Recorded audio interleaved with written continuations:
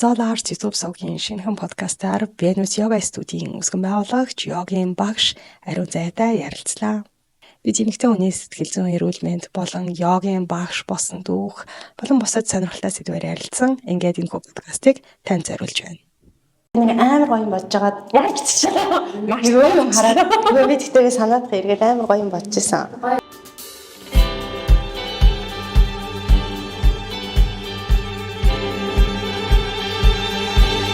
Одоо ингээд гэртээ хүүхдээ хараад ингээд зөндөө олон байж байгаа эмэгтэйчүүд үзэж байгаа ер нь л үзэх бах л та.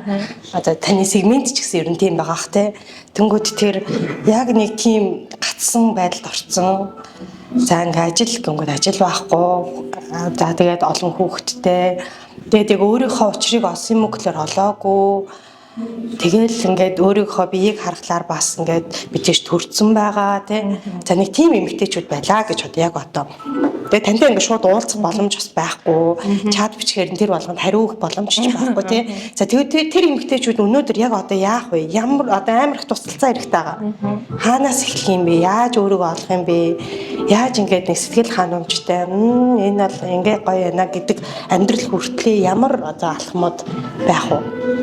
За яг наад асуулт чинь бол яг миний асуулт шаа. Би яг том үе дээр тийм нөхцөл байдалд ороод би ер нь л өөртөөгөө маш их ярилцдаг. Тэгээ би яг тухайн үед бол яг жинхэнэ амьдралын нөгөө доод зэг гэдэг шиг те юу ч хөө, цайны сүүч хөө, би ч хөө те яг тийм үе байсан. Тэгээ тэрийг бол ингээд даван торж гарсныхаа дараа би ингээд бодож байгаа байхгүй юу. Юм өрөөлж одоогийнхаараа мөнхөд хизээж байхгүй. Үргэлж хүүхд чинь ингээл танаас хамааралтай нялх байхгүй. Ер нь бол ингээл ой гарантай болоод хүүхд чинь тань тэврүүлхээж болон заяа. Хүүхд чинь ертөнц рүү хүүхэд цэцэрлэгт өгөөд эхлэнгүүт л ингээд ээж бас өөрийгөө ингээд анхаарах үйрдэг штэ. Тэгээд хамгийн гол тэр ялгаа нь одоо эхний төрөлтнээр ярьж байгаа байхгүй. Би өнөөдөр хүүхэд маань хөхөөл, би тарган, би орлого мөнгөгүй, нөхөргүй те ингээд ийм нөхцөл байдалд байсан. Тэгээд бүх юм ингээ амьдрал нурчлаа гэж бодож исэн бол 2 жилийн дараа жингээ хасцсан. Ажил бас хөөрхөн орлоготой, хүүгээ цэцэрлэгт өгсөн ингээд амьдрал өөрчлөгдсөн байгаа байхгүй. Тэгээд би тэрнээс ямар дүгнэлт хийсэн гэхээр эмэгтэй хүн төрсний дараа үргэлж бүдүүн байх юм шиг, үргэлж хүүхэд нь ийм байх юм шигээр бодоод тухайн үеийнхаа сэтгэл хөдлөлөөр маш их юм сэтгэл готролд орж янз бүрийн одоо зүйлийг өөртөөгөө зөв бусаар ингээд харьцах те өөрийгөө үзэн ядах тийм юмнууд амьдралдаа одоо тавиландаа гомдох ч юм уу тийм үе байдаг. Тэгэхээр нэгдүгээр үргэлж одоогоошоо байхгүй. Хоёрдугаар энэ дээр яалтчгүй нэг юм уян хатан ухамсар хэрэгтэй. Өөрөөр хэлбэл ажил хийхин тулд хүүхдээ хүнд харуулна. Хүүхдээ хүнд харуулахын тулд тэр хүнд цалин өгнө. Эсвэл одоо нөгөө ширэн нүүдлийн гихчээр эцэг гэхээсээ гуйгаад ч хамаагүй хүүхдээ харуулад өөрөө бас ингээд ямар нэг юм хийж орлогын хүүсээр олох ч юм уу тийм одоо хүн тийм галзуурхад ганц хуруу нөхцөл байдалд эмэгтэй хүнд авч гарч чаддаг. Тэгээд ингээд хүнд ачааг зохицуулж сурах тусмаа тэр хүн тэрний дараа илүү мундаг менежер болцсон, илүү ингээд юм амжуулдаг юм болчдөг. Тэгээ яг одоо ингээд таны амьдралын хамгийн угаасаа хэцүү үе нь тэгээ тэр үедээ илүү л жингээ хасаж өөрийгөө гой болгоно гэдэг бол эмэгтэй хүн амьдралаа яг өөрчилж байгаатай адилхан. Нөгөө дээгүүр ингээд нэг ууртай хөмсгөө зангидсан, илүү л жинтэй нуруу нүвцэн ийм хүн явж байгаад нэг мэдэхэд өвчний өвөр алчдаг. Тийм учраас өөртөө зориулж дасгал хийх цагийг гаргаад одоо онлайн ангийнхаа төлбөрийг бол 50,000 дээр одоо 30 өдрийн ангиа үргэлж барьдаг шалтгаан нь тийм ээжүүдэд зориулж би яг төлбөрөө барьдаг. Тэрнээс иш төлбөрөө бол нэмэхээр л одоо чанартай контентуудыг хийж олон хүмүүсийг ажиллуулж байгаа. Тэгэхээр нэгт өөрөөсөө ингээд хангамж авахлаар хүн өөртөө дурладаг. Хоёр орлогын яг их үүсвэр дээр бол яалтчгүй ширэн өөрөлж бол эцэг ихээ юм уу эсвэл одоо хамаатныхаа хүн амтран гуйх тийм юм ирдэг. Тэгээ нөгөө бардам учраас хүн гуйж чадахгүй, хүүхдээ харуулж чадахгүй. Тэгээ тэрэндээ ингээд байж бас болохгүй. Тэгэхээр зайлшгүй ажил төрөл хийхээр бол хүн гуйж ширэн өөрөлжиж тэр нэг хэсэгхэн хугацаанд хэцүү ч гэсэн тэрийг хүнд аваад гарч болдог. Тэгээ манай хүүг надаас 6-аар дүү хэрч 14-т дүү маань манай хүүг хараад би тэгээ ажиллаа гэдэг гэсэн юм байна да. Тэгэхээр бол арга нь олддог амьд хүн ямар ч байсан аргатай. Тэгээд хамгийн гол нь энэ үгийг үргэлж санаж аваарай. Амьдрал чинь яг одоогийнх шиг үргэлж байхгүй. Дээрэс нь эмэгтэй хүн хүүхэд төрүүлэх тусам амьдралынх нь тэр нэг юм чадамж, хувь тавилангийн зам нь илүү юм гэрэлтэй дээшээгээ зурагдчихэд гэж би бодож итгэдэг. Эрэгтэй хүн бол ингээд анх төрөхдөө хувь тавилангийнх нь зам нь зурагдсан төрдөг бол эрэгтэй хүн эмэгтэй хүн болохоор одоо нутаггүй гэж ярьдаг шиг хинтээ суухаас хідэн хүүхэд гаргахаас шалтгаалаад хувь тавилангийнх нь зам нь ингээд шинээр дахин зурагдаад явж идэг. Тэгэхээр бид нөгөө бэлэг чанар усан махад хувьсаж өөрчлөгдөх чадвартай ийм гайхалтай хүмүүс байна. Тэгэхээр одоогийн шиг мөнхөд байхгүй. Тэгээд хамгийн түрүүнд хийх юм чинь өөрийгөө өөрчлөхөөс эхэлнэ. Өөрийгөө өөрчлөн гэдэг нь өнөөдөр зах замраагүй идж байгаа боо борцоо сүйтэй цай мэдсээр ижиж тэрнээс салж чадахгүй байгаа тэр нэг юм гурил сахарны хамаарлаасаа өнөөдөр ангижрах гэж тэмцэгч нь одоо өөрчлөлтийн эхлэл байдаг. Тэрнээс биш хүссэн үедээ борцог аваад идчихдэг, хүссэн үедээ шоколад аваад идчихдэг. Яг хогийн сав шиг ингээд юу ч хамаагүй идж байгаа үед бол хүн улам аз жаргалгүй болдог. Сая одоо би ингээд тэмцээний хатуу дэглэмээс гарсны дараа энэ одоо аяг американо хүртэл надад маш гоё аз жаргалыг өгч байна. Тэгэхээр хүн хэдий ч нэ сахилга баттай төдий ч нэ тэр хүний амьдралаас авах аз жаргалын тэр төвшин нь ингээд одоо доошо буугаад илүү аз жаргалтай болдог гэх юм уу. Тэгэхээр бол би бол тэгжэл хэлэндээ. Окей, тэгэнгүүт аз жаргалгүй байгаа болохоор ингээ хамаа замбраагүй идэл те байна уу? Одоо эсвэл ингээл идэл ингээ замбраагүй байгаа болохоор тэр хүн аз жаргалгүй байгаа юу? Хоёулаа. Заримдаа бол стресс хэрэг иддэг, заримдаа бол өөрийнхөө байгаагаас аз жаргал авахгүй байгаа одоо учраас идээд нь штэ. Заримдаа болохоор идээд ер нь сахар чин хүнийг ингээд одоо донтуулж байгаа байхгүй архичин гэж бид нэр хурууж жилтгтэй адилхан бид нэр нөө донтон болчихж байгаа байхгүй сахарын донтон. Тэгээд чихэр идэх тусмал хүн ийм төвлөрч сууж чадхаа болоод ааш зан доктортой биш болоод сахар идэх тусмал хүн айгүй эмо болж идэг. Тэгэхээр бас нөгөө хитрхи сахар идээд байгаа учраас тэр хүн сэтгэл готролтой яваад байгаа байхгүй. Нөгөө талдаа тэр сахарыг ингээд хязгаарлаад ирэхлээр тэр чийд дээрээ идж байгаа тэр одоо сахартай бүтээгдэхүүнээс тэр хүн маш их аз жаргалыг мэдэрнэ. Тэгээд ер нь аз жаргалыг мөнгөөр хөдөлж авч болдгоо гэж зарим хүмүүс болдог гэж ярьдаг штеп. Яг үнэндээ мөнгөөр хөдөлж авч чадж байгаа тэр аз жаргал бол хуурч аз жаргал юм шиг надад санагддаг. Одоо би өнөөдөр нэг мюгийн цүнх авмаар санагдаад тэрийг би авчлаа. Надаа авсан өдөр юм уу өсрээ 7 өнгөл гоё санагдана. Тэгээд би тэр цүнхнээс өөдөө дараагийн цүнхийг авахыг одоо хүсэж мөрөөднө гэсэн. Энэ хязгааргүй. Гэтэл өнөөдөр одоо тэмцээн бэлдээд те одоо сүүлийн жишээгээрээ ярив. Би тэмцээн бэлдэж байхдаа яа миний амьдрал юу татлаа гэж би ингэж өөрийгөө дан цээж мах брокколи идэж зовоож байгаа юм бэ. Болчихъя л доо гэл би бодож байгаа байхгүй. Тэгтэл нөгөө хүний дотор нөгөө тавьсан зорилго олон хүмүүс хэлсэн юундаа уягдаад ингээд тэмцээндээ орж байгаа. Сүүлдээ нөгөө ус хасаад ирэхээр энэ балга американогийн үнцнийг мэдэрч байгаа байхгүй. Тэрний дараа эргээд харахад огт мөнгөөр хөдөлж авахгүй өглөө басаад ус аяганд хийгээд тэр чимээнээс ингээд таашаал авч байгаа байхгүй. Тэр болохоор тэр цүнхнээс авч байгаа таашаалаас арай өөр. Маш гэрэлтэй ингээд сүнстэй ирээ. Тэгээ энэ амьдрал бид нар гэрлээ алдтай юм л та. Тэгээд намайг анхаар бяцлал би чи хийгээ бүнцээс тасарч масраад. Тэгж яхад бол яг энэ циклээр 3-таа 6-таа 9-төө гэд би ингээд анх төрөхтэй 3-5 гэрэлтэй. Тэгээ тэрийг ингээд алдсан гэд. Тэгэл яг өсвөр наснд ингээд ер нь ингээд хамаг гэрлээ алдсан. Ер нь айгу токсик айгу тийм байсан эцэг ихтэйгээ хэрэлддэг тийм ер нь бол амьдралын нэг тийм сонин үеуд байдаг шүү дээ. Тэр үе бол угаасаа бүх гэрлээ алдсан буруу замаараа буруу юм аа тэгэл өөрийн маань дотор хүсэжсэн юм би багаасаа ингээд балиад ч юм болно гой бүжгэлдэг урлагийн хүн болно гэж боддог байсан. Тэгээ мэдээж бидний ээж аав хизээс зөвшөөрөхгүй тэгээд нэгтлэн бодож болно. Би бүр ингээд гадагшаага энэ сургуульд явна гэд шалгалтандаа бэлдэж байхад бол тухайн үед ээж аав хоёр маань чи ингээд гадагшаа авахгүй ахгүй хөхөд ингэж хүний нутагт ганцаараа байхгүй болохгүй. Чи энд ингээд нэгтлэн бодогчоор сурна.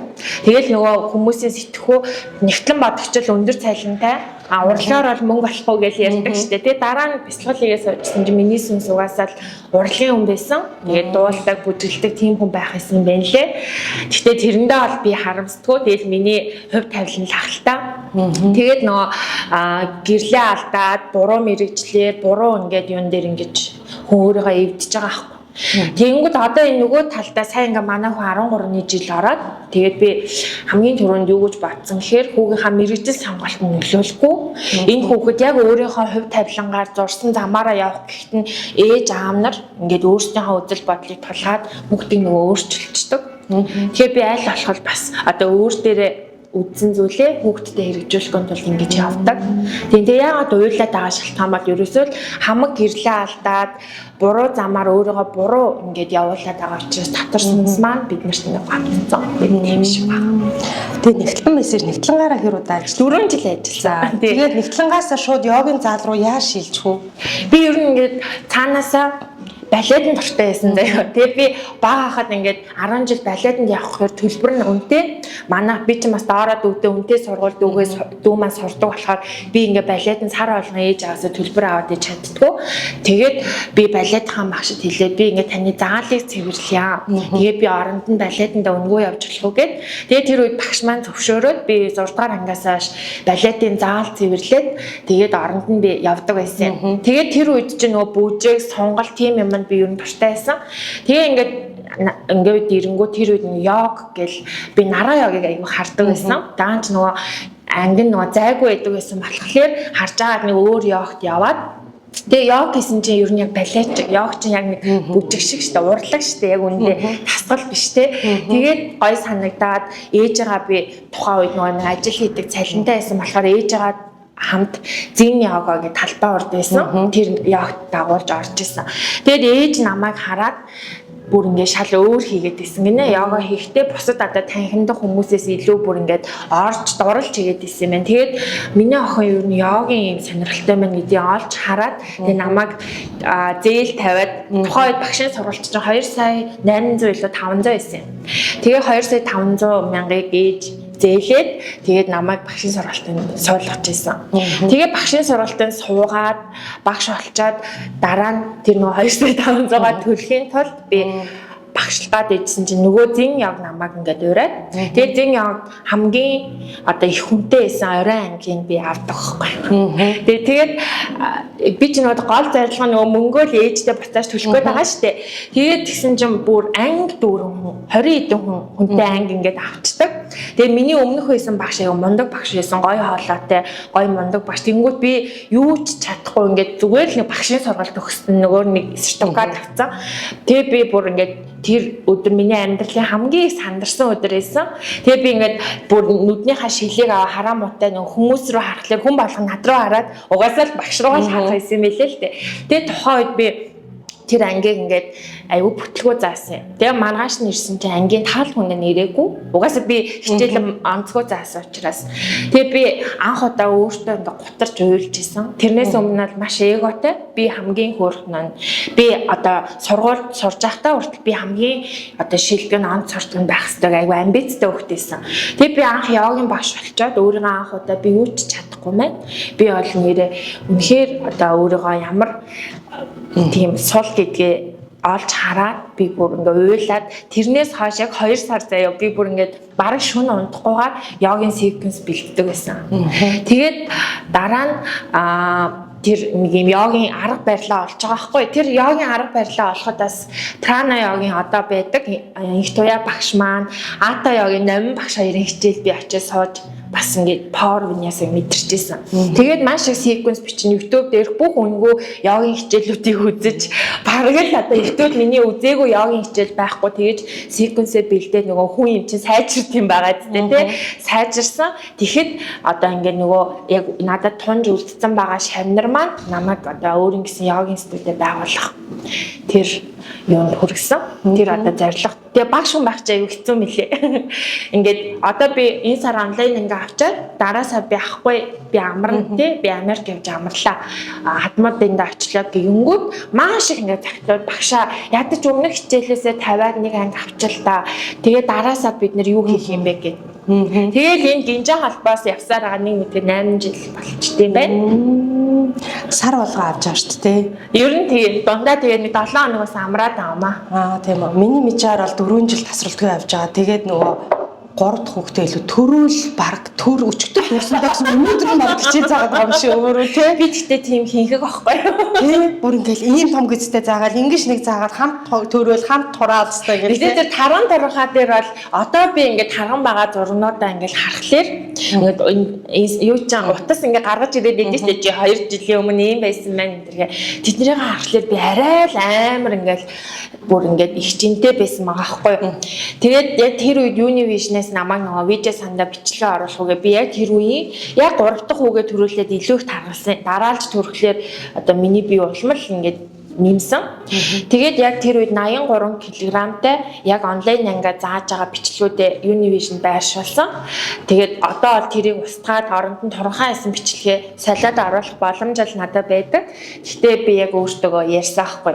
Эн чинь би штэ. Би ингээ өмнөхөө өөрийнхөө тарган байсныг үгүйсгээд одоо ингээд торцсон байгаагаараа ингээ хийвэл өөрийгөө нэг юм хуурж байгаа юм шиг мэдрэмж надад төрөөд эсэргээрээ би бүр тэр тарган байсан бичлэг тэр тарган яага заажсан тэр үе бол миний амьдралын хамгийн гоё үе бараг бахархаад байгаа юм шиг тэрүүгээрээ. Гэтэ аягүй сонголттой байсан тий. 80 эдийн илдээ. Ер нь бол хүн ингэдэм байлээ. Одоо энийг үдж байгаа л жирэмсэн болох тусам эмэгтэй уян болдог. Жирэмслэний үеэр нөгөө арцаг яраалын энэ юунууд уярдсан байлээ. Шүлмэс халбаасууд нь. Тэгээ тэр үеэр нь бас жирэмсний яг гэвэл илүү бас уяатан болт юм билээ. Тэгээ би ч нөгөө багаасаа ер нь ингээ балет мэлэдэн дуртай, аюу хөөргөө шахдаг тийм хүүхдээсэн болохоор бас арцны сонголт. Одоо тэгээд бясалгал хийсэн өмнөөс хойш амьдрал юу нь яаж өөрчлөгдөж байгаа вэ? Бясалгал бол ингээд янз янз л байгаа л да. Би бол эхлээд өөрөө мэлмийн үрдний бясалгалыг огт багшгүй хийдэг байсан. Тэр үед бол яг ингээд кино үзэж байгаа юм шиг юм болдог. Ялангуяа шаваасна дээр чи мэдж байгаа ш шаваасна дээр мэлмийн үрдэндээ бясалгаад тэгээд тэр тухайн үед мэлмийн үрдэндээ манифест хийж харсан бүх юм амьдрал биелсэн. Тэгээд би ч бас их ер нь уншиж судлах туртай миний сүнсугаас судлаач юм билээ л дээ. Чадвар нь би чинь 4 5 гарын дээр зэрэг эзэмшиж төрсөн. Тэгээд тэрний нэг нь угаасаа тийм судлаач баримт нотлохоо хүсдэг. Тэгсэн чинь мэлмийн хүртний талаар ингээд би бүр судлаад мэлмийн хүрт бол ерөөсөө л хүний одоо бид нэр ингээ хаяа тэр найзтай уулзахын сан гэж бодонгууд тэр хүн залгадаг тийм эсвэл ингээд дээр үед ингээд хаалга тогшоо ороод ирдэг байсан шүү дээ. Ийм ухаалаг уцгүй байхад тэгэнгүүт тэр нь бид нэр санамсаргүй бодлоо мэлмийн үрд рүүгээ илгээчдэг. Тэгээ шууд биелдэг. Тэгэнгүүт одоо ингээд дээр үеийн түүхтэр ингээд мундаг удирдагчид бол бүгд мэлмийн үрдтэйгээ харьцаж чаддаг байсан хүмүүс бусдыг бас удирдах өөрийнхөө хүслээр амьдралыг бас ингэж өөрчлөх боломжтой байсан гэд. Тэгээ тэрийг уншаа надад айгу сонин санагдаад би өөрөө яг ингээд шаваас надад л надад бясалгах зав гардаг байсан. Өдөрт 4-5 анги аваад 100 гаруй хүнтэй ажилдаг. Тэр хугацаанд би өөрөө хамт шавааснаагаа хийж мэлмийн үрдний бясалгалаа сайжруулдаг байсан. Тэгээ тэр үед би одоо байгаа нөхрөө амьдралаа бүгдийг манифест хийжсэн. Тэгээд тэрний дараа би багштай уулзаад Эрдэнэ яг багштай бясалгал хийж байгаа байхгүй.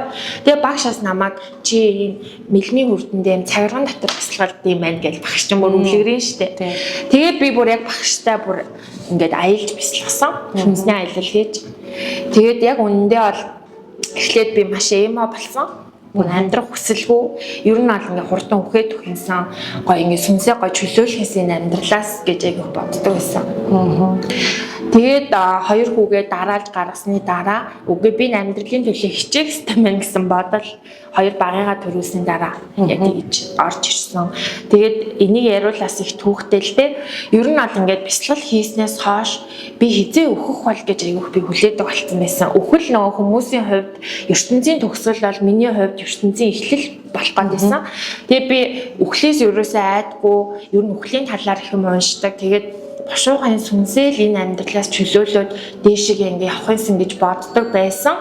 За тэгээд эхнийхээ 2 хүү гаргахтлаа би бас л ингээ ер нь үхлийн талаараа их боддог байсан. Тэгэд яг тухайн үед бясалгал хийж байгаа жирэмсэн болоод ингээд хүүхдүүдийн сүнстэй ингээд уулздаг жирэмсэн байх хугацаанд хүүхдийн сүнсийг яг татаж бясалгал хийдэг байсан. Тэгэхэд яг манай баг хүү миний яг өөрчилсөн. Тэр бодлыг тэр яасан гэхээр баг хүүгийнхаа ингээд сүнстэй багштай хамт ингээд бясалгал хийж хахад одоо хэлж байгаа байхгүй манай хүүгийн сүнсийг энэ ингээд ертөнцид чи ингээд яагаад төрөх сонголтыг хийсэн бэ? Одоо азгүй Монгол төрчлөө гэж хүмүүс ярьдаг штэ яг тэр шиг яагаад энэ ингээд эмгтээ дээр энд ингээд чи төрөх сонголт хийсэн бэ? Чи завна штэ. Энэ орчлын ертөнцид чи ингээд завлан штэ гэхэд одоо миний хүүгийн сүнс тухайн үед би бүр ингээ амар хуйлжсэн одоо л ихтээс гайг болчих. Үгүй би ингээд ээжээ харсан чинь өөрийгөө ингээд бусдаас хамгаалж чадахгүй байгааг нь хараад би энэ хүний хамгаалъя гэж бодсон. Дээрээс нь би ингээд ээжийнхаа хэвлээ рүү ингээд зам татаад бууж явах явцад ингээд ээж маань хажууд ингээд яг ийм сүх барьсан эрлийн элч зогсож байсан. Тэгээд тэр хүн бас намайг чи энэ хүнд ингээд хүүхэд болоо буугаа хэрэггүй. Энэ хүн бол одоо ингээд маш зовлон амьдралтай гэж хэлсэн. Тэгэхдээ би үгүй би буух ёстой, би хамгаалах ёстой гэд би ингээд хийхаа хэвлээд бууж байгаамаа гэж одоо орж ирж байгаа хгүй. Тэгээд би яг тэр үед ингээ баг хүн маань ингээд би ч нөгөө айгүй ингээд сошиалор гарна. Ер нь ингээд одоо тэр цагаан мэнг зингээрээ ярих юм бол амархан сэвтдэг. Тэгээ би ер нь сүүл рүүгээ ер нь онлайн ингээ авах болий. Ер нь ингээ зүгээр л жирийн гоё хинт ч харагдахгүйгээр амьдрий гэж их бодож байсан аахгүй. Тэгэл бясалгал хийж байгаа л хүүгийнхаа тэр сүнсний зорилгыг сонсоод тэгээ би тэрнээс хойш би тэмцэх систем байна. Би хичээх систем байна. Ингээд тэгэж миний амьдрал анх удаа би өөххийн талаар бодхоо болсон гэх юм. Одоо тэгээд миний хамгаалагч гэж харах уу те хүүхдээ. Тий, тэгээд одоо хамгийн багтаа хүнжээ хүүхдүүдтэй зэрэг сайн байж чаддаггүй мэлээ шүү дээ. Хамгийн илүү багтаа тэгэнгүүт манай хүүхдүүд танаа хүүчин гэл. Миний хүүг та нар битээ дээрлээ гэж би ч бас тэгдэг. Тий. Тэгээд ялцчихв. Бясалгал хийсний дараа төрүүлсэн хүүхдүүд арай бас өөр байсан. Хүүхдийн сүнстэй уулзаад төрж байгаа байхгүй. Том уу маань бол намайг юу ч мэдгүй байхад төрөөл. Тэгэл тухайн үед бас аав маань бол ингээл миний хүү төрүүлэн би ч 2 дугаар курсээ исэн. Тэгээд одоо ээж хоёр маань хоёртаа алуулах байхтаа гэж хэлж байгаа байхгүй. Би ингэж ирэмсэн болчихжээ гэсэн чинь. Манай аав ч юм бол ер нь ингээд юм могцсон муутай хатуу хүн. Тэгсэн чинь аав миний охин төрүүлнэ гэж хэлж исэн. Тэгээд би тухайн үед төрүүлж хахад энийг ч одоо зөндөө ярьж исэн да. Үеийнхэнтэйгээ харьцуулахад би ингээд ийшд төрсэн. Тэгэл нөх хүүхдэл гэртээ харна. Гадуур татвар ийм шоу зугаа цэнгэл ер нь байгаагүй. Тэгээд тухайд өөрийгөө би бусдаас дутуу байна.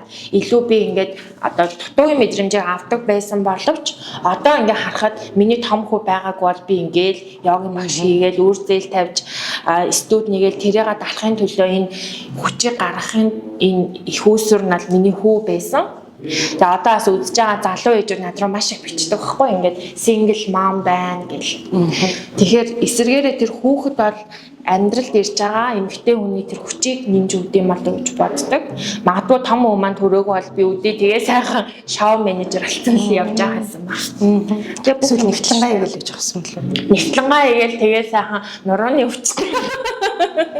Тийм. Тэгж яах лээсэн. Бата тэгээ бүх юм очиртай. Тэгээ том хүмүүс маань бол намайг угаасаа йогийн багш болох тэр хүчийг өгсөн. Тэгээд хоёр баг дээрээ бол яг ковидын үеэр дараалж төрж байгаа хэвцэд бол таргалж үзлээ. Ер нь зөндөө юм үзээ. Тэгээ тэр болгоно одоо бодхолоор хайрладаг. Тэгээд ичдэг штэ хүн нөгөө муу талаа харуулахгүйгээ намайг чинь Facebook дээр таран гахаагаар нь дуудаал хай барби гэж бичлэг хийсэн чинь хүмүүст орно сэжгийн мэжгэнээр нь дуудаал те. Тэгээд тухайн үед бол би бас хүн лимчин тэгээд төрөө дуудаагүй сэтгэл зүйн эмзэг ер нь болдог ч юм билүү гэж бодож байгаа ш. Тэгээд тэр үедээ үргэлжил өөртөө мантра шиг хэлдэг байсан. За би хэрүү одоо байгаа илүүдэлж ингэсээ хичээд би ингээд одоо бичлэг хийж контент хийхэ болох юм бол өнөөдөр яг над чиг бүр надаас ч илүүдэлжинтэй маш олон хүмүүс байгаа. Тэр хүмүүс тэг яах юм болж байна. Одоо би ингээд энэ 80 кг-аас ичж байгаад 100 кг гарсан 2 ихэр хүүхэд төрүүлээ бүр ингээд өөрийгөө бүр олж авах боломжгүй гэд бат итгэсэн ээжүүд яах юм болж байна гэж би бодоод үгүй би ухарч болохгүй нэг хийх хэвээр хүмүүс болдог чаддаг гэдгийг харуулах хэвээр гэж өөртөө ярьдаг байсан. Тэгэл одоо ингээд үзэхлээр өөртөө л маш их ярьдаг. Онлайн ангийнхаа хүмүүс хэлдэг байхгүй би зүгээр өөртөө яар. Өнөөдөр энэ цовинг би насаараа л эзэн штэ гээл те. Эсвэл энэ бүтэнсэн л эзжээл та гэд өөртөө ярьдаггүй болохоор хүмүүс хүн намайг юу гэх бол гэдэгт амар ач холбогдол өгöd идэг.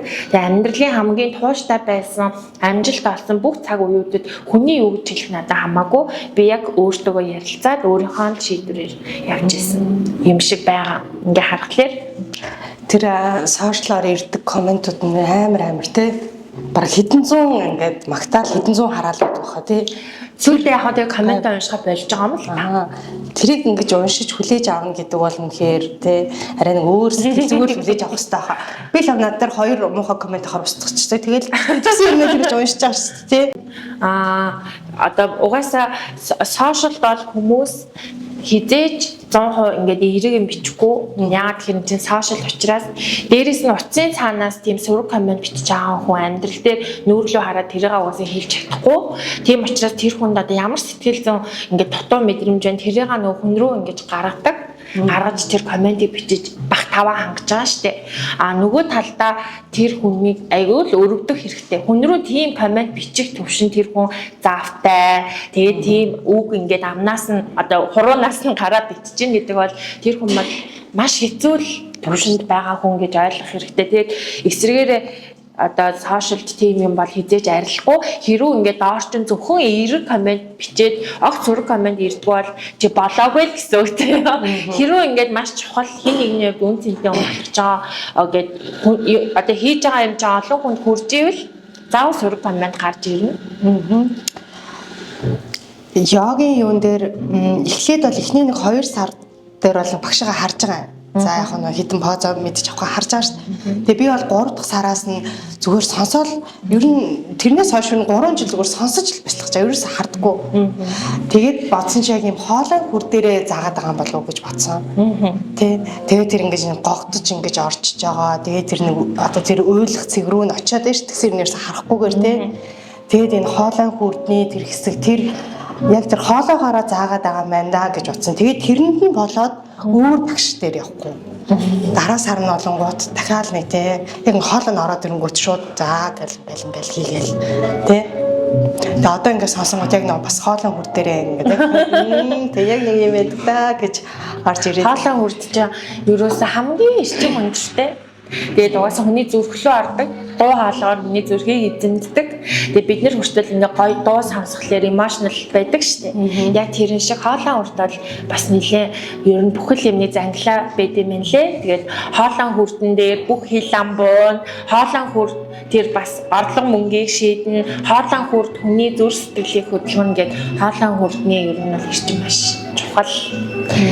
Тэг. Ер нь сайн арил гоо үзэсгэлэндээс нөлөөлнө. Хоолой хүртний одоо урд талын авуураас сулрахлаар хүн маш амархан өвдөлдөг. Одоо тэр чинь нөгөө яг зүс царайны харалтаа оршиж байгаа. Тэгээд дээрэс нь хоолой хүрт бол ингээд хүн мэдрэмжээ татгшоогоо залгих тусам хүнд ингээ гомдож энд ингээ харлах тусам хоолой урд хаагдчихдаг. Тэгээ сүулдэ хүнтэй ингээд ярих яриа нь улам ингээд одоо бүгээд татгшоогоо юм хоолой нь өнгөхгүй болж идэг. Тэгээд дээрэс нь худлаа их ярих тусам хоолой хүрт ингээд хаагдчихдаг. Тэгээд хоолой хүрт нь хаалттай хүний дуу хоолойн хүн өнгөөр мэдэх боломжтой маш их ингээд ийм одоо цэртэй гэх юм уу нэг юм сөөсөн хоолойтой хүн бол энэ хүний хоолойн хүрд ингээд занглаатай байна л гэж ойлгох хэрэгтэй. Харин эсвэргээрээ юм гоё цангинсан юм чан ийм дуу хоолойтой хүн бол нэлээд хоолойн урдны эрчим одоо өндөртэй хүн гэсэн үг байгаа байхгүй. Тэгээд тэр хүн бол олон хүнд нөлөөлөх чадвартай, олон хүний зөв сэтгэлийг татах чадвартай. Тэгээд одоо бас ийм сошиалар те илүү гоё олон дагагчтай болъё ингээ хийж байгаа хүмүүс бол дуу хоолойгоо гаргах хэрэгтэй. Тэгээд яг Йогийн багш нарын хувьд бол янз байгаа шүү дээ. Огт ярьдгүй ч багш байгаа. Одоо огт ярихгүй зүгээр ингээд асуулаа хийдэг багш нар ч гэсэн байгаа. Яг миний давуу тал бол яалтчгүй нөгөө амбан баваа хийн. Нөгөө хоолой ирчин маш өндөртэй учраас илүү нөгөө одоо огт яв заахгүйгээр зөвхөн ингээд ихтгэл тавиад тикет таслахад бол бараг тикет тасалж болох үед төвшөнд нөгөө юм ам яриа хөгжсөн. Тийм л хүн байна. Тэгээ аюу санаа би явын багш болохоос өмнө ингэж ярьж чаддаггүй байсан. Ингээд хүнтэй дуурч чаддгүй те нэг юм гонгонсон окей бикс нэг тийм байсан аахгүй юу. Тэгээ яг явын багш болсноос хойш би одоо ингээд ярьдаг болсон. Тэгээд анх би ингээд лайв дөнгөж хийж эхэлж хагаад хүмүүс ямар гонгонсон хоолойтой чихнээс арга ингээд хатгаж байгаа юм шиг гээд тэгээд би нөгөө мантра унших болгондоо өөрийнхөө хоолой өнгийг бас ингээд цасдаг байсан л та. Тэгээд яг хийснээс хойш ийм болсон. Нөгөөтэйгөр би дотроо маш олон дүүртэй. Тэгээд жирийн амьдрал дээр ингээд ярьж байгаа маань яг ийм хилээ хатсан. Манай нөхөр хүртэл намайг чи бити өөр хүнтэй уцаар ярихтаа эрхэлж яриад гэлтэй найз найзтай ярихлаараа ингээд хилээ хатсан. Чи бити эрхэлж яриад аач гэдэг байхгүй. Тэгээд амьдрал дээр бол би ч юм бол бүр нэг юм арчаагүй хилээ хатсан. Тэнгүүд яг нөгөө багшлаад нөгөө ажиллаа их болохоор яг хоолой өнгө жоохон юм баргил болоод арай өөр юм орж ирдэг. Ялцчгүй нөгөө онгодоо болгож байгаа шиг юм орж ирдэг. Тэрийг шамнар манаас мэддэг. Тэгээ би анх яхаа нөгөө гэр бүлийн харилцаанд тэр ажлын тэр эрчмээ ингээд солихгүйгээр гэртээ орж ирээд нөхөртөөгөө харьцаад байдаг байсан. Одоо өөрөөр хэлбэл энэ арга чанараараа ажиллаа хийн штэ. Ер нь одоо чи ч гэсэн ингээ ажиллаа бүтээхийн тулд өөрөө юм манлайлагч үжиж бүтээн штэ. Тэгэхээр эмэгтэй хүн чинь уг нь бол бэлэг чанарыг агуулсан байх хэвээр. Гэтэ ажил дээр хүн арга чанараар энэ ажлыг бүтээдэг, хийдэг, байлдан дагуулдаг. Тэнгүүд би яг нэг арга чанартайгаа тээж очиод гэртээ очиод нөхөртөөгөө арга чанартай үзэлцээд идэв байсан. Дараа нь бол би яг энэ сувламжлаар сураад энэ бэлэг чанар би өөрөө бэлэг чанарыг агуулад зөвхөн ажиллаа хийж байхдаа л би энэ гал мах өдөөрөө ингэж галтчаад гэртээ орж ирэхдээ би буцаад ингэж усан мах өдөөрөө ингэж өөрийнхөө дүрийг ингэж салиад гэртээ яг би өөрийгөө багш биш ингээл зүгээр л хүний ээж нөхрийнхөө эхнэр тийм байгаад тэгээ яг ажиллаа их болохоор тусдаа гэрээсээ гарч яг оффистаа очиж аргадаж галалжаад тэгээ гэртээ орохдоо ингээд тийм дүрээ салдаг болсон. Тэгжээж энэ амьдрал яг баланстай. Нөхөр манаас өөрийгөө юм ир хүн гэдгээ мэдэрч байгаа байхгүй. Тэгвэл би ч бас эвгүй хүн штэ чи инг тэг гээл бараг зааж удирдчих гад байдаг байсан. Тэгээд бас их одоо нэг гэртээ сууж байгаа ээжүүд ингэдэг те. Ингээд нөхрөөсөө юм хүлээгээд байдаг те. Манай нөхөр намайг ингээ хайрладгүй. Тэнгүүд манай найзууд ингээд бүгдээрээ гоё ингээ явж гин. Ингээд нөгөө нэг юм хохирогчийн сэтгэл зүйтэй болчдаг. Цаанаасаа л угаасаа тэгдэг тийм угаасаа юм зөөлхөн байгаа дээрээ те. Тэгээд нөхөр нь намайг хайрлахгүй байна гэдэг нөхрөөсөө юм хүлээгээд байдаг. Тэгээд нөхөртөө уурладаг.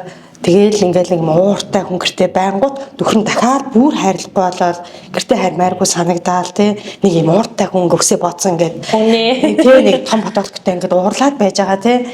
Гэхдээ яг ингээд хараад харах юм бол тэр эмэгтэй дуг амар тусламж хэрэгтэй. Магадгүй ганцхан юм тэрвэрлэлт хэрэгтэй. Тэ чи ингээд айгүй сайн ээж байна. Чи хангалттай гэдэг үг хэрэгтэй байгаа байхгүй. Магадгүй тэрийг хэлсэн бол маргааш нас нь ингээд өөрийгөө би гоё авч яваад ингээд өөрийнхөө амьдралыг өөрчлөх байсан баг. Гэж боддог. Яалтч нөгөө би ч бас тийм байсан. Ингээд нөхөртэй айгүйх гомлно. Тэгээд өрөөлт бас хүмүүсийн нөхөр ингэж яхад манай нөхөр намайг ингэсэн бодлоос орж ирэн штэ. зайлшгүй. Эргээд харахад бүх юм нөгөө харилцаа байгаа байхгүй юу? Өөрөө би нөгөө тэр хүний урдуур ороод бүх юм ингээд ян тан зохицуулаад тахлаар эр хүнч бай, та өөрөө ч бай тэр хүний оронд ийсэн бол ерөөсө тэрийн санаа зовхоо болно. Тэгэхээр өөрөө анханасаа тэр бүх амьдралын өөрөө бүх юм уран дээрээ өөрөх биш тэр ачаагаа хувааж өөрөх эр хүнд тэр ачаагийн өөрүүлэх гэдэг чинь бас нэг ухаан байгаа даа байхгүй юу? Тэгэхээр бидний яг сул тал өөрсдөө бүх юмыг урдуур нь ороо хийчдэг. Тэгээд өөртөө ямар хэцүү байгаагаа огт хэлдэггүй. Тэгээд тэр нь нөгөө ингээд удцаар байгаад нэг өдөр ингээд хэлжлээр тэр хүн ойлгохгүй.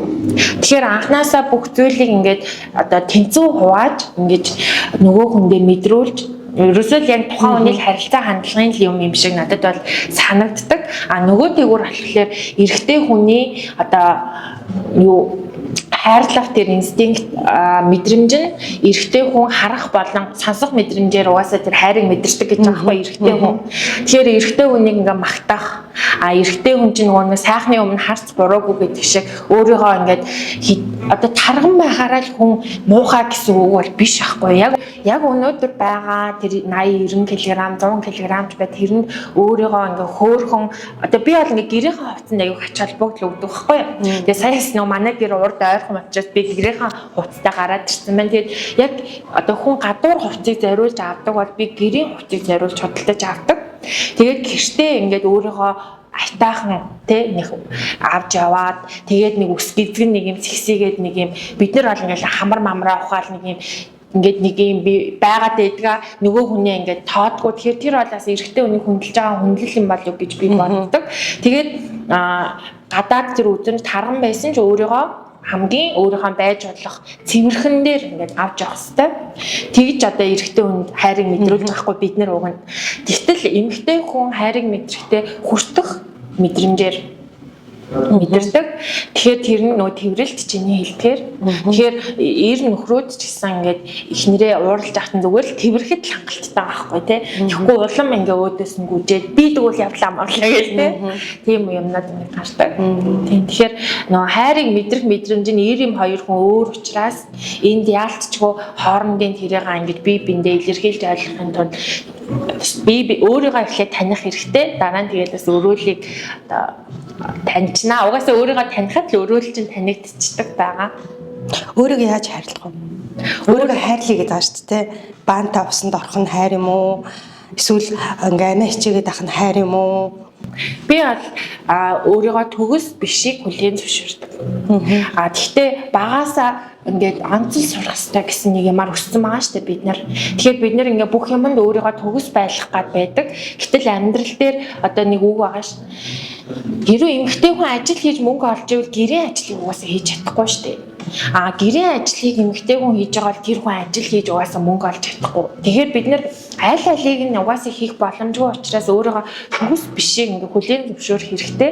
Нөгөө тэгүр одоо бид нар зөндөө ингээд чадахгүй сул талууд байгаа боловч тэрийгээ бид нар фокуслах биш ингээд өөр дээрээ чаддаг талаа өөртөө урам өгөх бол би хайр гэж боддог. Тэгээ миний өөрийгөө хайрлах хайр бол яг шүдээ угаахтаа би ингээд толны өмнө харж агаад өөрийнхөө өнөөдөр би юу чадсан ойрын үед би яг ямар амжилт бүтээсэн тэрийгээ өөртөө ингээд хэлээд яг одоо хажууд хэрэг камер идэг бол галзуу хүн шиг ингээд тол руу яг өөрийнхөө нүд рүү харж агаад ариун заяа чи ста мундаг шүү.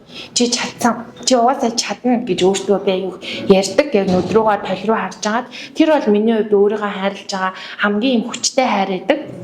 Тэгээ яг хүний сүнс яг хүүхэчиг тэгээд өөрийгөө болохгүй байх, би бүтэхгүй байх гих тусам одоо сүнс чинь танд ингээд гомдоод улам таны амьдралд ийм азгуутал тэ хувь тавилан чинь ингээд улам л ийм сөргөөр эргээд байдаг. Эсвэргээрээ би чадлаа штэ би ямар мундаг юм бэ баярлаа чанд гэд ингээд өөртөөгөө яриад ахлаар нөгөө сүнс чинь ингээд өнгөрсөндөө илүү амжилтыг чамд харуулах гад илүү сайхан зүйлийг чамд батлах гад улам чиний амьдрал их боломжийг сайхан зүйлээр татагдаж ирдэг. Тэгэхээр одоо тэр ингээ хүмүүс маникюрт орох одоо яах ч вэ нөө тэ тэрийг өөрийгөө хайрлах хайр гэж бодож байгаа шүү дээ. Тэр бол бас мөнч гэлээ. Тэр гой сайхан тансаглал эд баялаг юмыг өөртөө дуудахын тулд хамгийн түрүүнд тэр зүйл өөртөө нөө засахын тулд энэ одоо өөрийгөө магтах. Өөрийгөө өрөөх тэгээд Тэрнээс л эхэлнэ. Тэгээд угаасаа өрөөгөө бүх юм амьдрал чинь гоё болж байхад хүссэн үсээгөө тэр сайхан зүйлүүд улам бүрдэг байх гэж боддог. Тэр уг үндснээс нь хайх хэрэгтэй. Заримдаа бидэрт яг юм надад ч гэсэн байсан амар гацаанд ингээд ордог. Ер нь бол найз байхгүй. Хэлэх хүн байхгүй. Ээжтэй хэлэхгүй гэдэг ч юм уу. Яг нэг тийм яг байгаа хүн би ганцаархнаа үлдэх тийм үе байгаа байхгүй юу? Байсан. Тэгэл ингэнгүүт за яах вэ гэж бодсноо. Тэгээд би тухайн үед зүр гаргасан шийдвэр нь зүгээр л өөртөө амар зөвлөгөө хандчих гэж утсан. Зүгээр л зөвлөгөө яг ингээд байгаа. Гэхдээ тэр үед ингээд за би юм хийсэн энэ болохгүйсэн тэгсэн ингээд хэрэв буруудахыг бол 20 буруудах юм байгаа байхгүй юу. Гэхдээ окей. За тэр 20 байж л байгаа. Зүгээр л тэр үед ганцхан би өөртөө зөвлөгөө хандчих гэж утсан. Тэгээ зөвлөгөө хандаал ингээд амар зөвлөгөө хандсан. Ингээд байгаа л тэгээд нэг юм хэрвээ ингээд бодит юмар дүрслэх юм бол яг ингээд үсийг нийлж байгаа юм шиг зүгээр л ингээд окей. Тэгээд нэг удаа тэгж үзэж байгаа. Маргаашнаас нь арга нь ингээ холдоод ихсэн. Гэт дотроос гарч ирдэг ч юм уу гэж би ойлгосон. Тэ. Тэр хүнд бас хамгийн эхлээд зүгээр л амар зөөлгөн хандчих. Ингээд өөрийнхөө охин дүүчин чамаас ингээд тусалцаа гуйж байгаа юм шиг тэ. Яг л тэр байгаагаар нь тэгээд хүлээгээд авчингууд тэр охин хүүхэд нь өөрөө ингээд цаанаасаа ингээ амьдралаа ингээд арга нь олдоод тэгсэн чи яг үндэ тэр асуудал бол тийм амар асуудал биш байсан. Надад ч амар их найз байсан байлээ тий. Гэр бүлийнхэн зүгээр бүх юм зүгээр байсан байгаа байхгүй. Гэтэл хүнд яг нэг тийм гацаанд орох боломж хагдах тий. Ингээд нэг тийм үе байдаг. Яг төрсний дараа ч адилхан байгаа байхгүй юу? Бид нар төрчөөд би өөртөөс энийг ярьдаг бүхэл бүтэн амьд хүн төрүүлэн гэдэг чинь тий юу вэ тэр чинь бүр ингээд энэ хороогийн хамгийн гайхамшигтай ичидийн зүйл штэ. Бүхэл бүтэн амьд хүн төрүүлчихэд тэгээ бид нар юу гэсэн үг гэхээр өдөрт 1 кг-аар хасаад төрсний дараа сарын дараа ихэд төрөөгүй юм шиг болох өөртөө цензурыг тавьдаг. Тэрэнд нь магадгүй тэр одоо сошиалоор гараад жүжиж байгаа тэр төрсний дараа ямар ч асуудалгүй байгаа юм шиг жүжиж байгаа хүмүүс нөлөөлж байгаа байхгүй. Тэрний цаана тэр хүн яагаад тураад байгаа тэр хүн маш их гэр бүлийн травматаагаас болоод хоолны бүр автидгүй ходоодны хүн чаргатай болоод турж байгаа юм уу хинч мэдэхгүй. Гэтэ зарим хүмүүс генетикли таргалдаггүй те. Тэгэхэд нөгөө тэр хүмүүсийг хараад төрсний дараа би яг төрөөгүй юм шиг эргээ хуцандаа орохтой гэж бодчихдог. Тэгээд би одоо өдөрт 1 кг хасах хэрэгтэй гэл амар дэглэм барайл амар тасгал хийгээл те. Тэр үедээ би ингээд өөртөө би бас ингээд тэр үед миний жин ингээд зогссон үед би ярьж байгаа байхгүй. Би бүхэл бүтэн 2 юм хүү төрүүлчихэд би яагаад өөрөөсөө ингээд нэг юм сарын дотор өдөрт одоо сард 10 кг хасах юм хатуу хандаад байгаа байхгүй. Яг сая чиний ярьсан шиг. Тэгэхээр л өөртөө айгуу гой зөөлөн хандаад үүлээ үнэн хийж нөгөө үр дүн гарах нь тодорхой гэж та бүхэнд хэлдэг шиг яг л хийгээл явах хэрэгтэй. Тэгээд хийгээ явахлаар цаг хугацааны ирэхээр энэ бие чинь буцаад хүн сэрэгдэг. Би ингээ YouTube дээрээ бяцлаглууд ингээд оруулдаг. Гэхдээ яг оруулах болсон шалтгаан нь бас цаанаасаа л ингээл оруулсан. Ер нь л YouTube хийгээж олон жил бодож исэн. Гэхдээ ягаад ч юм маш их сааттай байдаг. За ингээл хамгийн наад зах нь ингээд камер нь үе, микрофон үе. За тэгэл камерыг тавиад ингээд бичихлээр яах юм ингээл за гэд хаалтууд бол үргэлж байдаг те. Тэг хийхээ хөрөнгүүд яг үндэ камер ч хэрэггүй, микрофон ч хэрэггүй байж магадгүй. Яг чи өөрөө байхад ч ихлэх боломжтой байхгүй юу. Тэгээ цаанаасаа л ингээд хиймэр санагдаад YouTube-ээ нэгээл нэг дагагчтай байлаа. Нэг нь манай Баби гээд найз байсан. Гэтэ яхаа тэгээд 30 дагагчд болж байгаа. Тэгээ би ингээд миний бяцлаглыг 30 хүн үзэж байгаа. Тэгээ би тэр үедээ бодсон. 30 хүн гэж нэг анги штеп. Би одоо хаанч гараад бяцлал заахад 30 хүн анги бүрдүүлнэ гэдэг бол яг одоо л хэцүү. Гэхдээ энэ бол анги бүрдсэн байна. Энд чинь ингээд хангалттай юм шүү те. Тэнгүүтээ 30 хүнээс одоо мэдгүй 30 лайк орж ирээ. Тэр хүмүүс таалагдсан. Тэгээ тэр хүмүүс ингээд доороо бичихэд ингээд эхлээд нэг дотоод хүүхдийн бяцлал гэдэг нэг бяцлал оруулсан юм. Гэсэн чи тэрэн дээр хүмүүс ингээд өөрийнхөө хүүхдийг ингээд олж харсан. Надад ийм өөрчлөлт гарсан гэд миний Instagram дээр бичээд би нэг 30 найзтай зориулж хийсэн юм маань үнэхээр тэр нэг Америкт байгаа, Сиэтл хотод байгаа тэр хүнд нөлөөсөн гэнэ. Хөө бас болд юм байна гэж бодсон байхгүй. Тэгээ нэг 30 лайк чи явсаар байгаа. За одоо нэг 1100 гарцсан байгаа. Тэр нь бол надад бол тоон бол нэг чухал биш. Яг одоо нэг 20 ширхэг хүн ингээ гацсан байх та. Ягаад ч юм ингээ YouTube үзсэн чи гараад ирсэн. Тэр үнгүй. Тэр хүнд ингээ нэг гарц болж очоосай тий.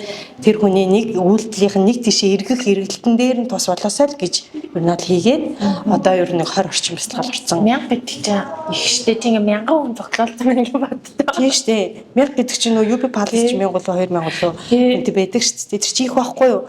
Тэгээд ингээд 200 хэдэн хүн ингээд лайк дарж ин гэдэг чи их үстэй. Тэгээд бид нэр амьдрал дээр 2 хүнтэй л уулзж байгаа байхгүй тий. Тэр яг юм гоё юм YouTube энэ төр байна тий. Тэгээд нэг ямар нэгэн зүйлийн боломжийг хүлээгээл тий. Одоо ингээд жишээ нь би бүрийг бол тань. Бүрийг би ингээд амьдрал дээрээ бас ингээд хамт ажиллаж байсан болохоор тань. Тэгээд тэр хэлжсэн аахгүй. Ямар нэгэн одоо YouTube яаж хийж эхлэх вэ гэж хүмүүс ярьдаг гинэ.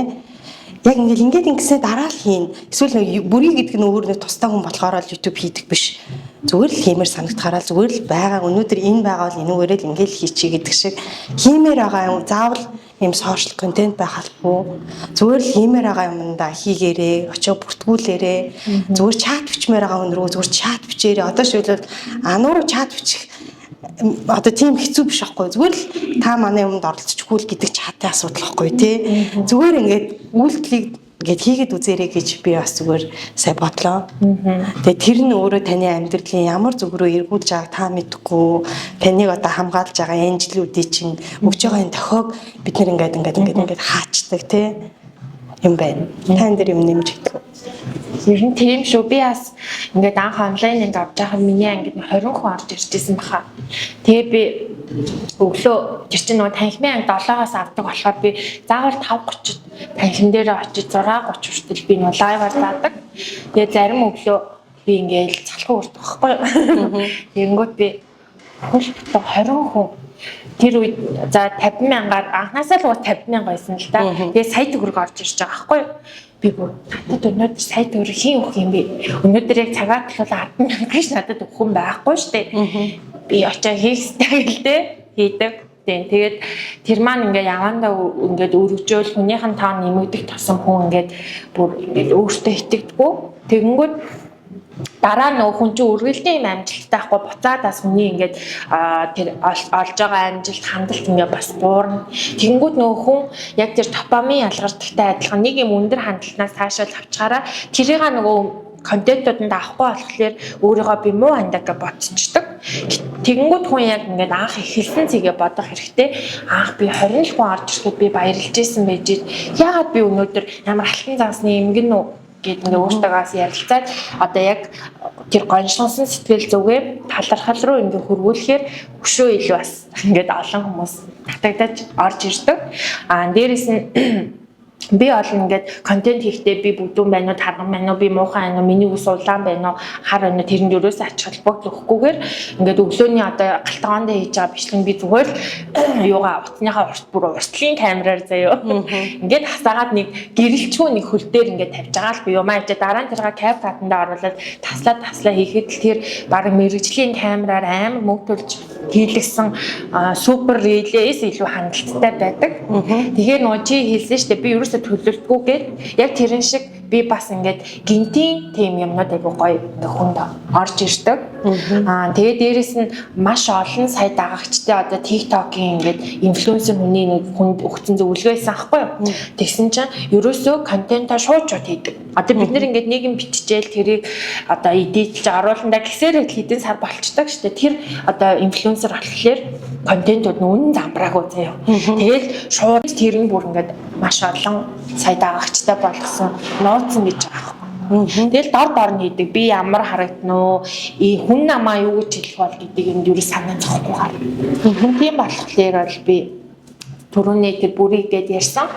Тэр хүнтэй санал нийлж гин, чамтаа санал нийлж гин. Үнэхээр тийм байл. Тэгээ өөрт нь хийхийг хүсдэг зүйл байгаа шүү дээ. Зурах ч юм уу. За түрүүн ярьжсэн хоолны контент хиймээр байдаг. Мэр байдаг гэдэг нь 4 жил болчдөг тий. Гэхдээ тэгэл хийчихэлтэй зүгээр л өнөөдөр л ингээд бичлэг хийчихэлтэй тий. Тэгээ тэрний яг одоо хоёр найз шин үзэн л үстэй тэгэл болоод. Гэхдээ хийсэн бол хийсэн тий. Тэгээ тэр хоёр нь ирээдүйд чамайг юу руу аваач гэж байгааг мэдэхгүй, хийж үзэхгүй л бол мэдэхгүй байсараагаал дуусна тий. Дээрээс нь нөгөө ийм олон дагагчтай ч юм алдартай хүмүүсийг бид нэр бурхан гэж бодоод сая тэгэл тэр спид энтриг ирэхэд ингээл хүүхдүүд гэж байгаа штэ.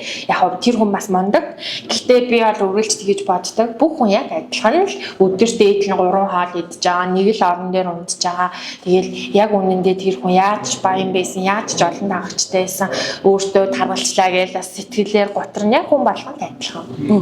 Зөвхөн тэрэн дээр нэг юм дагагчийн тоо мөнгөний хэмжээгээр бид нар нөө мондог юу гэж англиад байгаа болохоос биш. Ер нь хүн болгоо яг адилхан л хийж байдаг. Хүмүүс рүүгээ зүгээр ингээд бичмээр одоо нэг юм хэлмээр ч юм уу те зүгээр бичээд үзэх хэрэгтэй юм билээ. Тийм. Яг үүндээ нөгөө нэг инфлюенсер ярьсан. Над руу хинч бичдэггүй шүү гээд. Тийм. Яг тэр хүмүүс боддогтой болохоор тэр лүү хүн болгон биччихэ гэж боддог. Гэхдээ тэр өөр амар ганцаардмал хүн байж магадгүй. Тэрэнд хэлэх үг байсан байгаад хэлэхгүй байж болон зүгээр үйлдээд үзэх хэрэгтэй. Тэгээд тэрийг чинь харна уу, харахгүй байна уу те. Үнэн шүү. Энэ насны яг юмыг нөгөө ингэж бодохгүйгээр дараа нь харамсаж байхаар хийгээд үдчихье гэдэг бодол. Насных ч ээж магадгүй юм. Сая хүртэл ингэж тэмцээн бэлдэж байгаа. Айгүй олон хүмүүс чистэй арай зазаа мэн чистэй юм бэ чи амжихгүй гэл тэгдэг. Би нэрэж болчт юм уу? Лайлаа иди гэж бодно штэ. Тэгэнгүүт би дотроо ер нь тэгээд миний төрүүлгүй шагнал авахгүй хинт хамаатай юм. Би гол нь энэ тайзан дээр зогсон чухал өмнөх тэмцээнээсээ илүү өөрийгөө ингээд сайжруулах нь чухал болохоос ш. Гэл яг нөө дотроо тэр бодолтой ер нь тийм юм байна. Би ер нь тэгдэм бай. Тэнгүүд 90 20-ны хүмүүс юу ч гэж хутчихжээ. Тэр нь надад бүр ингээд орж ирдэггүй. Тэгээд шууд чигээрэл яг өөрийн бодлоо өөртөө зүг гэл хийдэг. Одоо цаашдаа энэ төлөвлөгөө юу вэ? Дахиад тэмцээнд орох уу? Ер нь аль яг би өөрөө ийм том ястай жоохон ийм булчингийн маасны санах өндөртэй хүн. Ягаад тэгэхээр йога ч угаасаа хүнийг маш булчингийн маастай болгодог. Чи одоо 4 жил хийсэн хүн мэдж байгаа. Би 2 сар анх хийгээл 2 гарн дээр энэ бүтэн биеэ дааж тэр чатуранга буухад хөвлий гуй нуруу бүхэл болчоо ажиллаж байгаа шүү дээ. Тэгээд би нөгөө олон жил йог хийсэн болохоор одоо нэг жоохон ингээд жимийн дасгал хийхэд миний булчин бүх гэл ингээд аюу хурдан санах ойтой. Тэгэнгүүт сая ингээд жил гарan босох хугацаанд яг миний би ингээд булчин жоохон тамраад мас авч эхэлж байгаа. Тэгээд би өөрөө жоохон нэг тийм скений пилац би энэ дуртай. Угаасаа над чиг юм араантай хүн ийм том биетэй байвал ер нь эрэгтэй хүнээс ялгаагүй харагдах учраас би бол одоо булчингаа жижиглээд хөнгөн жин дээр пилац руу орсон байгаа. Тэгээд ер нь аль жимээ багасгаад ер нь аль дараа одоо дахиж тэмцээнд орох бол юугүй байгаа. Төлөвлөгөөгүй байгаа. Тэгээд миний төлөвлөгөө бол одоо би яг пилацаар өөрийнхөө биеийг скиний тэнгисийн эргийн хүүхнүүд биетэй бүтээ. Тэгээд бас цаашаа бодсон юм байгаа. Ер нь аль газагшаагаа явж йога заах сонирхолтой. Дунд бах уу маань гидсэн жирэмсэн байхад бол тийм санал иржсэн. Тэгээд даан жирэмсэн байсан болохоор хойш нь тавьсан.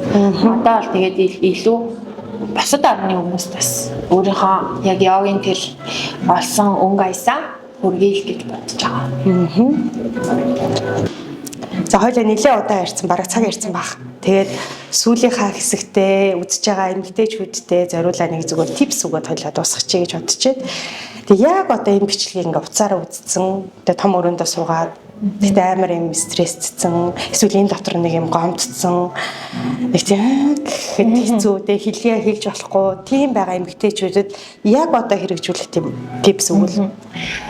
За би яг тийм нөхцөл байдалд хүрсний дараа ингээ бүр бачимдаад ялангуяа чи бас мэдчихэж байгаа шүү дээ. Эрэгтэй хүмүүс чи ямар сахилахгүй байдаг үлээ дараалцсан хоорондоо задлалтан тий. Тэгэл би бүр ингээ яг тесэрхгээл бүр яг тийм болсон үедээ зүгээр хогоо хаях гэж гардаг гэх юм уу. Яг ингээ гэрийн хаалгын хагаад орсноос гарахад ингээ онгоодог. Тэгээд тэр нэг тухайн үеийн бухимдал яг л тэр нэг 4 ханны дунд тэр хүүхдүүд ингээд орилж хашгичаал гэр орноо нураацсан те бүх юм бүтэмжгүй амьдрал бүр навшаага юм шиг санагдаж байгаа. Тэр л үеийн нөгөө юм одоо мансуурсан ухамсар байдаг. Яг энэ 50 саруул ухаанаар харуул үр хүүхэдгүй хүмүүс зөндөө байгаа. Хүүхэд нь ингээд ноцолдоод те божинжаахыг мөрөөддөг ганцаардж байгаа хүмүүс зөндөө байдаг. Тэрний хажууд тэр хүмүүс бол өстой үнэн баян бааж байгаа байхгүй юу. Тэгэд хүн нөгөө нэг тухайн үед нөгөө самуурсан ингээл бүр наавш гэж орилоход бэлэн болсон байдаг. Тэгээ тэр үед бол хамгийн надад зүгээр болсон терапи би хүүгээ түрээд тэрэн дээр нь түрээд зүгээр л гардаг байсан. Тэгээд гараад одоо хажуугийн нэг кофе шоп ч юм уу ороод нэг кофе аваад уухад бүр ингээд тэр бол яг надад терапи болсон. Тэгэхээр хүн нөгөө илүү юм агаарт байгаль дээрээ шууд ингээд гарахад зүгээр орцноосоо ингээд гарахад л онгойдог байсан. Бас нэг одоо терапи бол өөрийнхөө яг юм гоо дуртай цайг найруулад кофе яах нөгөө хүний улам юм хийтүүлээд идэг штэ. Тэгэхээр илүү гоё ингээд цайг найруулад за би бол жирэмсэн байхдаа бол ингээд тамхинаас гарсан байдаг байж хаад төрсний дараа бол бүр амар стресстэй би ингээд хогоо хаяад ирэх тал гард бүр зориулж тамхилдаг байсан заяа. Тэгээ ер нь бол яагаад хүн ингээд тамхи татаад байна вэ гэхлээр тэр нэг юм уртал амьсгал авахгүй татаад идэм байх лээ. Одоо л гэхдээ би тамхинаас гарсан л та. Тэгээд ерөөсөө л цайхан гоё гүнзгий амьсгал аваад тэгээд нэг сайхан юм халуун юм уухад нервийн систем угаасаа тайвширдаг. Тэгээд хүүхдээ тэгвэл тэрэн дээр түгээл гарахал систем үлээ. Тэгээд тэр харлноо сэвгтнөө хамаагүй ингээд гарахад л гоё байдаг. Хогоо асахад бүр онгойд тэгсэн. Тэгээд би дотроо бодож байгаа. Амар нүүр амаа бодоод контент хийсэн байгаа шүү дээ. Энэ хүмүүс намайг одоо ингээд байж мэдгүй л миний энэ тар бичиж байгаа гэдэг те. Тэгэхээр яг нөгөө хэдий гадна талд яаж ч хүн гоё сайхан харагдчихсэн. Дотроо хүн болгон л яг энэ стресс байдаг. Тэгээ би бас нойлынхаа хаалгыг нэг цүм өшгөлж исэн. Нөхөртөө бүр ингээд уурлаад тэгээд тэрий төрийнхаа манай нэг шав шкафныхаа хаалгыг утасныхаа шүгөөний шкафны хаалгыг бас дараалж төрсөн цүм өшгөлсөн гэж надад зураг явуулсан. Би бүр яана гэж бодож исэн. Тэгэхээр тэр нөгөө эд материал тэгж уураа гаргаж цүм өшгөлж ийн гэдэг нь тэрийг дотроо түгжиж дотор сүнсээ бараг тэгж хүүлж иснаас л бараг хамаагүй дээр идэг.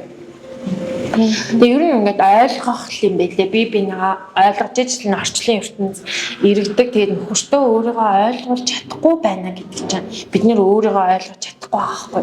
Хүн өөрийгөө ойлгосон бол бусдад өөрийгөө ойлгуулж чаддаг. Тэгэхээр энэ нэг доторх ингээд нэг юм зангиралцсан утасныхаа занглаа гэхлээр гой тайлаад тэгжээж дараа нь тайван ухаанаар ингээд бусдад өөрийгөө хүн ойлгуулдаг. Тэгээд ер нь бол яг хосууд ярилцах гэдэг ч гэсэн бид нар анханасаа л одоо юу ах хэрэгтэй нөхөртөө энэ өөрийгөө ойлгох хэрэгтэй. Тэгээ миний сул тал бол би угаасаа ингээд урдуур нь ордог. Тэгээд бүх юм ингээд урдуур нь ороод хоолоо хийн ингэн тэгин гिचэнгүүд нэг өдөр өөрөө тэрэндээ депресстэй нөхөрлөгөө уурладаг. Би түрүү ярьсан шүү дээ. Хамгийн гол буруут нь би анханасаа өөрөө бүх юмаа дуугаа ингээд хийгээл бүх ачааг өөр дээрээ хавцсан буруу байдаг учраас бүхнүүд манаас тэрийг одоо нөхөртөө ойлгоолаасаа гэж хүсэж байна. Би төрсөн, би ингээд байна. Би бүр заримдаа хүнд сүйтэй байсан ч би нөхөртөө худлаа ярьдаг байсан. Сүү орохгүй байна. Би ятраад байна гэлтэй. Тэгжээж өөртөө нөгөө ингээд нэг юм амрах цагийг гаргаж байгаа байхгүй юу. Тэр чинь бол тийм буруу зүйл биш шүү дээ. Эрэгтэй хүн ойлгохгүй байхгүй юу. Нэг юм мөөмлээвэл хүүхэд нь юу ах юм шиг мөөмэдийгээ тах шиг байна араа гэлтэй. Тэнгүүд би сүү бол байгаа байхгүй. Тэгэл би сүү орохгүй байна. Би нэг жоохон унтаад ирэх үү гэл тиймэрхүү зайлмайлыг бас ашиглах хэрэгтэй. Би бас нөхөртөө юу ч хэлэхгүй ингэж яваад бүр ингэж бүх юм амжилаа надад ингэж баахан юм болоод хаад би юу ч хэлэхгүй бүх юмаа perfect ингэ хийгээд явж агаад тэгээ эцсээ тэр чи эцсийн цагт хүрээд хүн бүр ингэж burn out болоод дуусчихсан. Тэр ингэ үйлч муулаад ингэж аим хэлж байгаа байхгүй юу.